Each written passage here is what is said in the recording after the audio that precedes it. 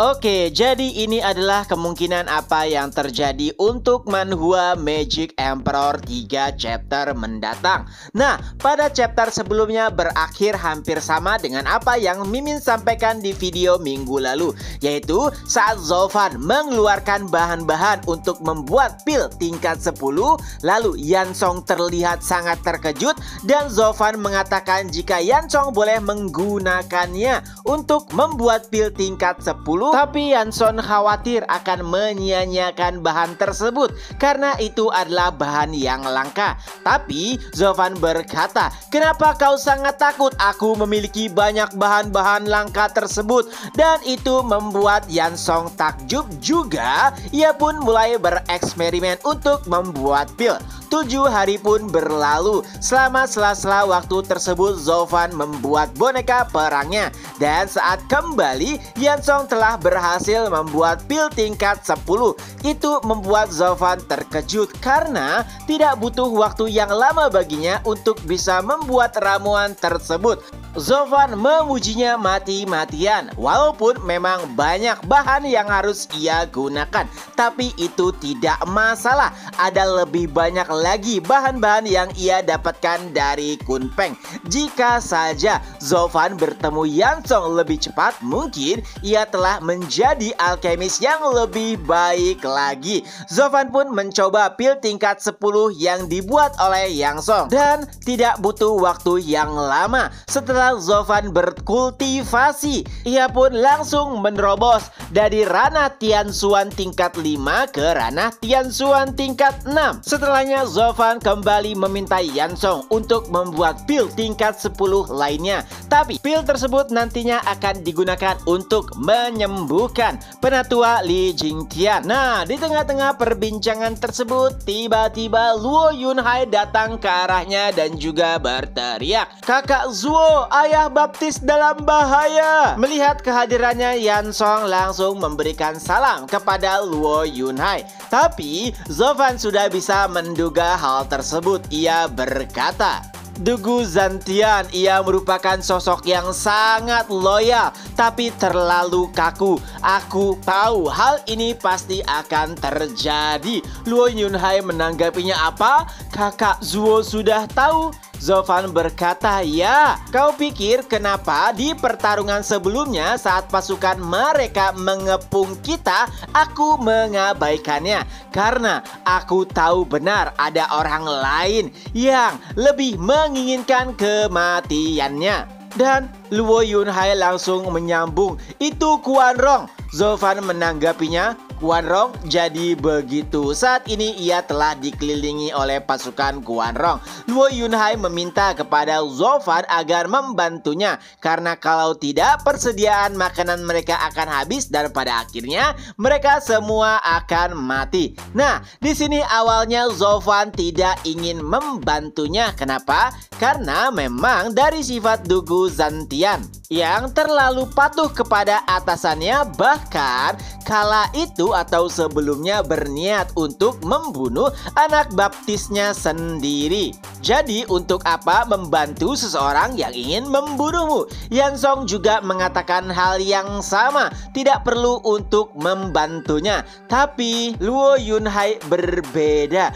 Ia berkata, jika Dugu Zantian hanya mengikuti perintah atasannya saja, jadi ia tidak punya pilihan lain. Zofan menambahkan, "Itulah kenapa aku bilang jika ia bodoh. Karena terlalu loyal, Dugu Zantian seperti orang yang tersandra."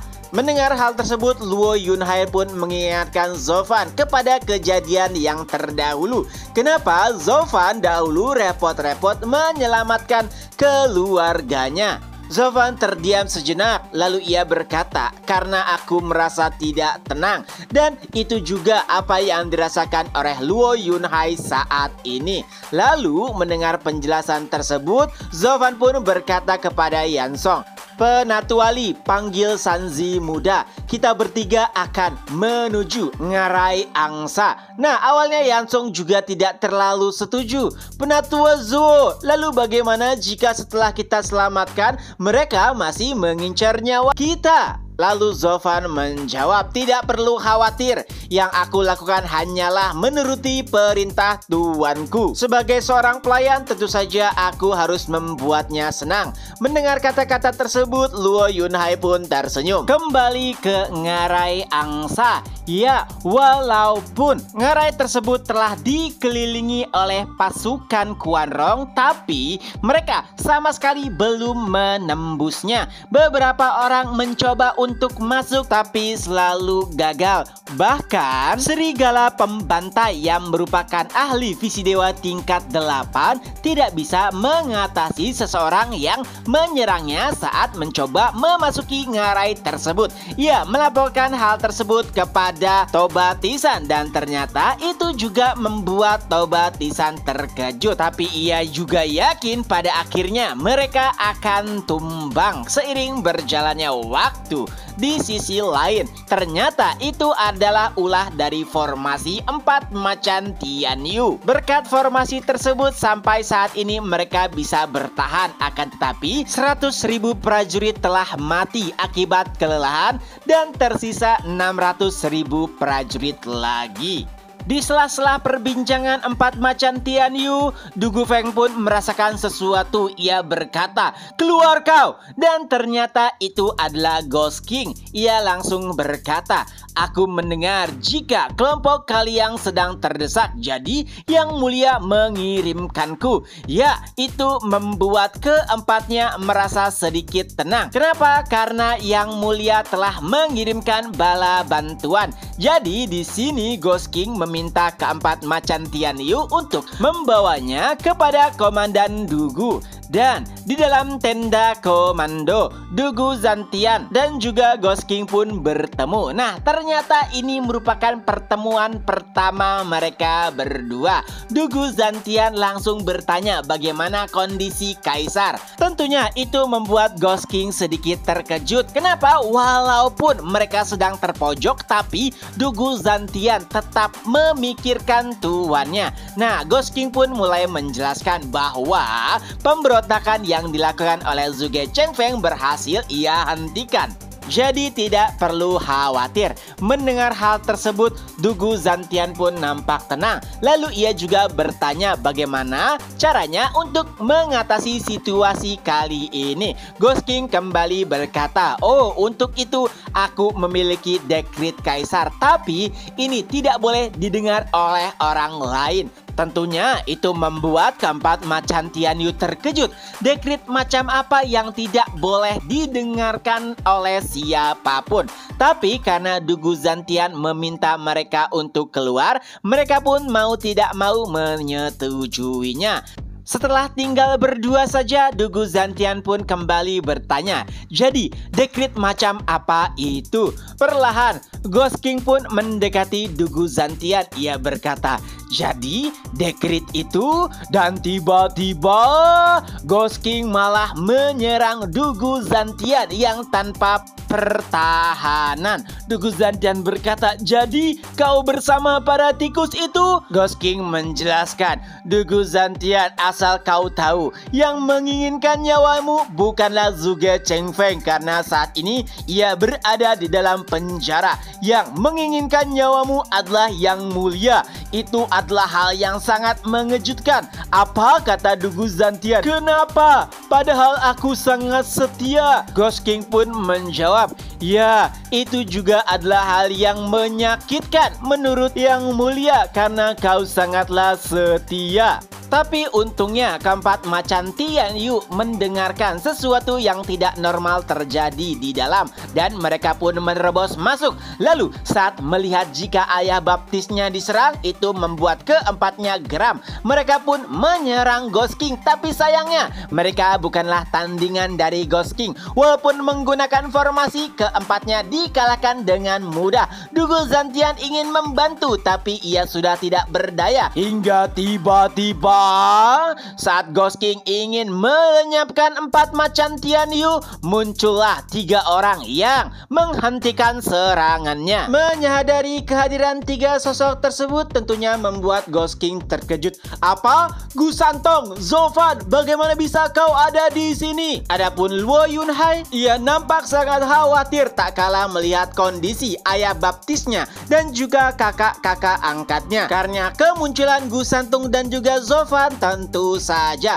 Ghost King tidak punya pilihan selain melarikan diri. Tapi untungnya atas perintah Luo Yunhai, Zofan diminta untuk menangkapnya. Zofan pun menggunakan teknik Finger of Death, dan itu menghantam telak Ghost King walaupun ia awalnya mencoba untuk melarikan diri. Tapi untungnya dengan jubah yang ia miliki, ia berhasil bersembunyi. Nah, ternyata jubah yang digunakan oleh Ghost King itu membuatnya tidak terlihat. Gu Santong bahkan bertanya, memangnya ada cara seperti itu? Zofan menjawab, ya tentu saja ada, tapi tenang saja. Walaupun keberadaannya tidak diketahui, tapi kita masih bisa mencarinya dengan mencium baunya. Mendengar hal tersebut, Gu Santong pun langsung berkata, oh, jadi mari kita lihat apakah ia bisa lari dari penciumanku. Setelahnya, Luo Yunhai pun meminta kepada Zofan untuk melihat bagaimana kondisinya. Dan saat mengeceknya, alangkah terkejutnya Zofan karena ternyata Dugu Zantiang diserang oleh senjata iblis tingkat 7, yaitu jarum pelebur jiwa. Yang intinya jika terkena serangan tersebut, maka yang diserang tidak memiliki kesempatan untuk bertahan hidup. Itu mengejutkan semua orang. Dugu Zantian yang terbaring lemah sebenarnya hanya penasaran kenapa Yang Mulia menginginkan nyawanya. Zofan pun mulai menjelaskan, Marskal Dugu, biarkan aku bertanya, apa pencapaian terbesarmu di Tianyu? Dugu Zantian menjawab, menjaga perbatasan. Tapi Zofan berkata, tidak, itu bukanlah pencapaian terbesarmu. Karena bahkan jika tentara Dugu Zantian tidak ada, masih ada yang namanya 3 sekte penjaga. Jadi intinya tugas dirinya dan juga para 4 pilar Tianyu adalah untuk menjaga keseimbangan 7 rumah utama. Tapi apa jadinya jika keseimbangan tersebut sudah benar-benar hancur? Ya, keempatnya tidak dibutuhkan lagi. Oleh sebab itulah satu persatu dibunuh oleh kaisar. Mulai dari imam besar, lalu selanjutnya ada Zhuge Chengfeng. Kini yang tersisa hanyalah Dugu Zantian saja. Nah, satu lagi itu si Ghost King ya. Tentu saja itu adalah penjelasan yang sangat mengejutkan setiap orang. Jadi dari awal ia hanyalah bidak yang bisa dibuang kapan saja. Itu membuat Dugu Zantian yang diambang kematian merenungkan setiap perbuatan yang telah ia lakukan saat ini, karena ternyata semuanya sia-sia. Dengan itu pula chapter pun berakhir. Nah, itulah kelanjutan dari manhwa Magic Emperor. Semoga terhibur. Ketemu lagi di next video. Bye bye.